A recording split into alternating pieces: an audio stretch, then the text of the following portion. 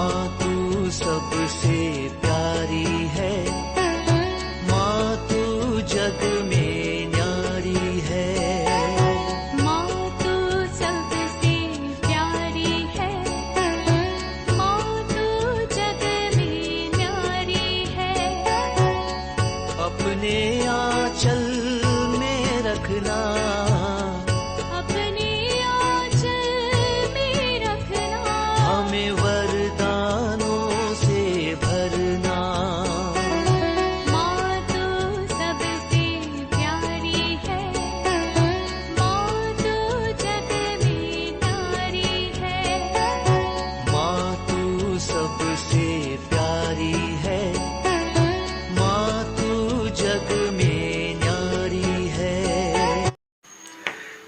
पिता, पुत्र और पवित्र आत्मा के नाम पर आमीन। आप सबों को जय यीशु। पवित्र यूक्रिस्त के विषय में ही आज का भी क्लास है। इन दिनों में हम लोग ने अनेकों क्लासों के द्वारा कई रहस्यों के विषय में सीखते हुए आया। हमारा विश्वास, हमारा भक्ति पवित्र यूक्रिस्तीय बलि में बढ़ने के लिए मेरे विचार में इस क्लास, ये जो बीती जितने भी क्लासेस हुआ, वो आपके लिए मददगार रहा है।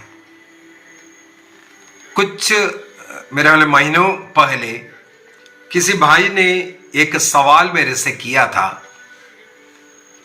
सवाल ये है, हमारे मिस्सा बलिदान वर्ष में जैसे मंदिरों में घंटियां बजाता है, उसी प्रकार घंटियां क्यों बजाते हैं?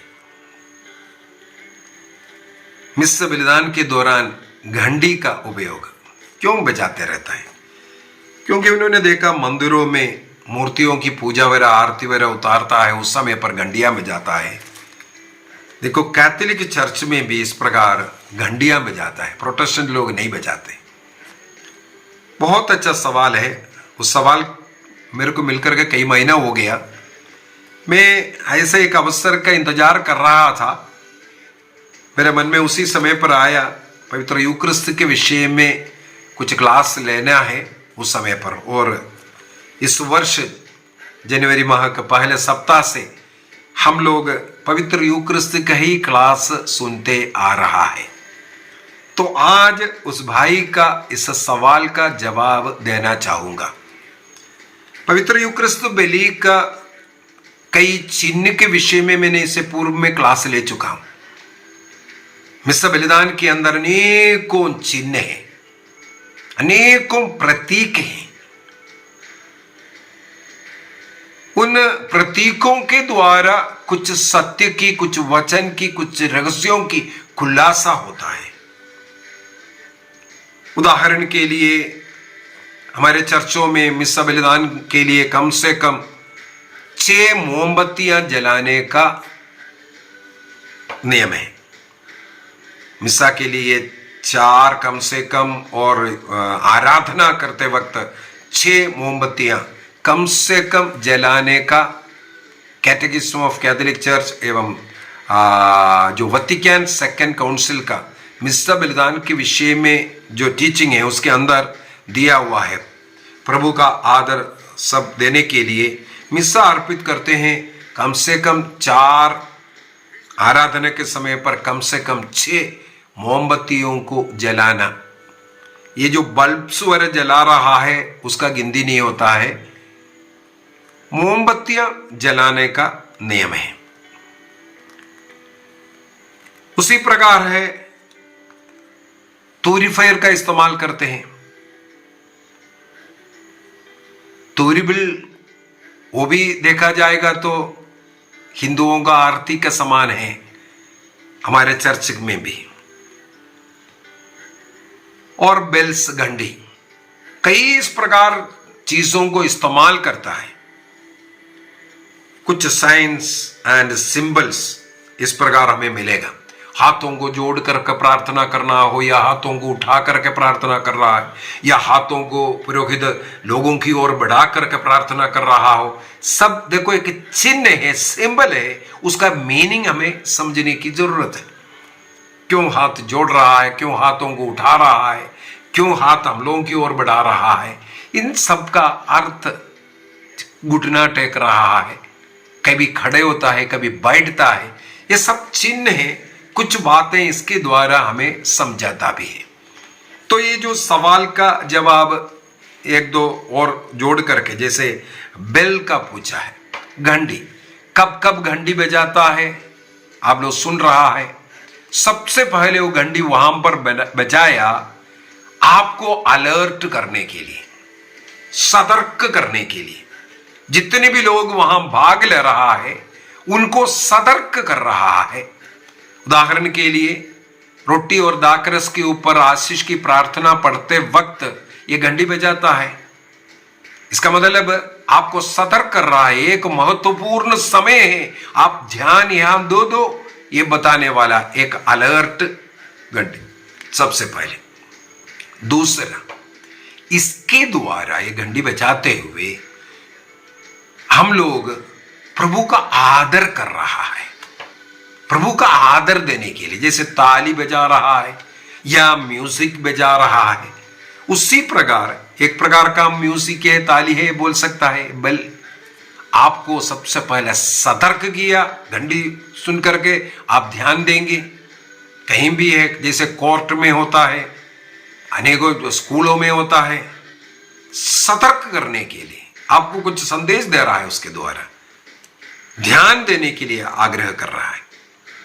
और दूसरा, प्रभु का आदर देने के लिए, उनका प्रेजेंस, उनका उपस्थिति यहाँ है, ये आपको बता करके दे रहा है, और उसके साथ प्रभु का आदर दे रहा है। यह है घंटी का उद्देश्य। अभी चर्च के बाहर बड़ा घंटा जो होता है उसको भी बजाता है, वो भी सबसे पहले आदर के लिए और सतर्क करने के लिए भी होता है, लोगों को कुछ संदेश सुनाने के लिए भी होता है। वो घंटी का आवाज सुन करके, मृत्यु का घंटी है, शोक का घंटी है, या आपको चर्च में बुलाने का घंटी है, ये सब वो घंटी का आवाज सुन करके, घंटी बजाने का तरीके में ही उसका है। एंजेलुस घंटी है तो एंजेलुस प्रार्थना करने के लिए वो घंटी अलग होता है।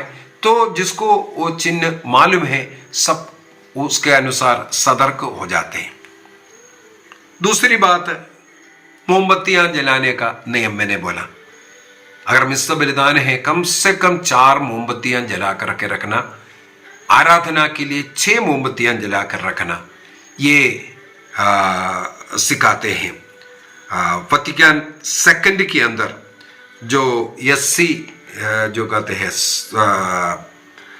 सैक्रोसैंक्टम कंसिलियम जो है, उसी के अंदर वो है मिस्सा बलिदान के विषय में सब जो रूल्स उसी के अंदर मिलेगा, उसी के अंदर आपको ये लिखा हुआ मिलेगा।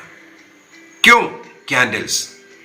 जैसे हमें मालूम है यूहन्ना का सुसमाचार अध्याय 8:12 में प्रभु यीशु मसीह ने स्वयं का संसार की ज्योति में हो।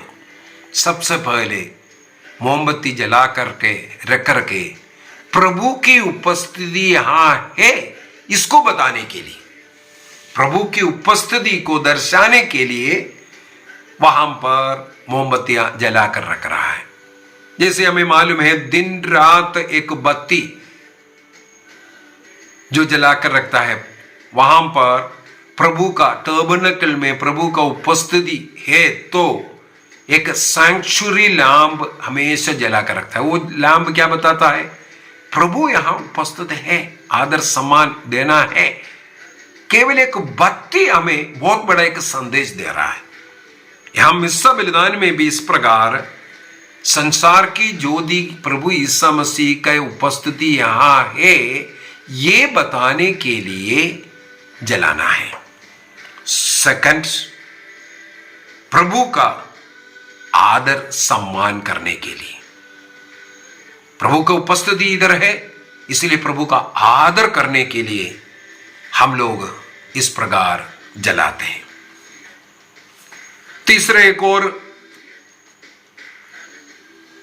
जैसे हम लोग जो तूरिबल इस्तेमाल करते हैं, स्तोत्र ग्रंथ 141 वाक्य 2 में, स्तोत्र ग्रंथ साम 141 वर्स 2 के अंदर और रेवलेशन चैप्टर 8 प्रकाशना ग्रंथ अध्याय 8 वाक्य 3 और 4 में, यहां पर दोनों जगहों पर हम लोगों को ईश्वर की ओर उड़ने वाला प्रार्थना का प्रतीक के रूप में, संतों की प्रार्थना, अन्य सभी लोगों का प्रार्थना मिलकर के प्रभु की ओर उड़ने वाला प्रार्थना का एक प्रतीक के रूप में इस प्रकार जो तूरिबिल जो इस्तेमाल करते वक्त उसको बताया जाता है। यदि हम लोग प्रार्थना को उस रूप को अगर देखें, प्रार्थना करना प्रभु के लिए सुगंध युक्त चढ़ावा के रूप में, हमारी प्रार्थना प्रभु के लिए एक सुगंध युक्त चढ़ावा है। इसलिए हम लोग सुगंध उसको जला करके प्रभु के लिए अर्पित कर रहा है। उसके वो जो धूमा, उसका वो खुशबू के साथ हमारी प्रार्थना प्रभु की ओर उड़ता है। 3 ज्ञानी लोग, राजा लोग, मैगी लिखा हुआ मिलेगा, उन लोगों ने 3 वस्तुओं को समर्पित किया। उसमें एक यही था, वो पुरोहिताई का एक चिन्ह है, प्रार्थना का चिन्ह है।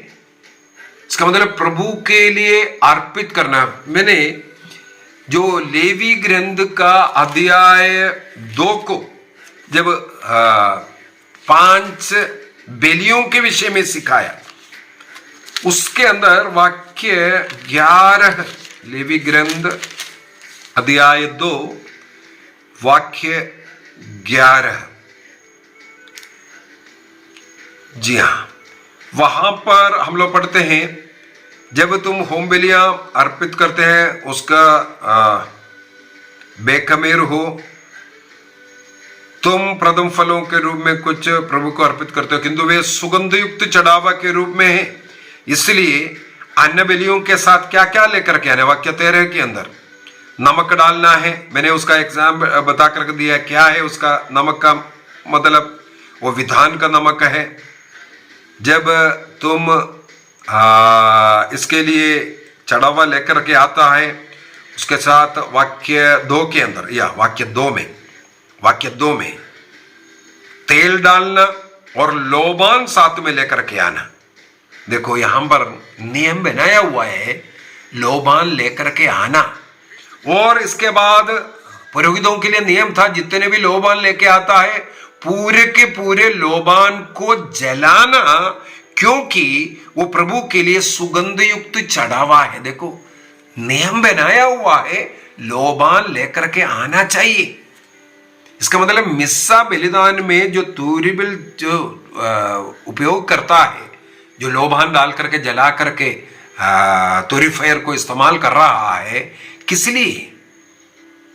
यहां बाइबल के अनुसार है, प्रभु ने नियम दिया है, जब तुम बलि अर्पित कर रहा है उसमें लोबान होना जरूरी है, क्योंकि प्रभु के लिए प्रिय चढ़ावा है, सुगंध युक्त चढ़ावा है। तो तूरिबिल इस्तेमाल करना जरूरी है। वही हम लोग स्तोत्र ग्रंथ 141 वाक्य 2 में और रेवलेशन चैप्टर 8 प्रकाशना ग्रंथ अध्याय 8 3-4 में भी हम लोग यही देखते हैं। और उसी को जो 3 ज्ञानी लोग जब अर्पित कर रहा है, उस समय पर प्रभु के लिए यही लोबान उन लोगों ने अर्पित किया। दूसरी बात, इस तूरिबिल के साथ प्रभु का आदर, हमारी प्रार्थना को ऊपर उठाना, प्रभु के लिए सुगंध युक्त चढ़ावा के रूप में अर्पित कर रहा है। साथ ही साथ हम लोगों को देखने के लिए मिलता है, पुरोहित उस तूरिबिल के साथ ऑल्टर को भी आशीष देता हुआ, ऑल्टर के चारों तरफ जाएगा, चढ़ावा के बाद उस चढ़ावे के ऊपर भी तूरिबिल चलाता है। इस प्रकार क्या है इसका अर्थ?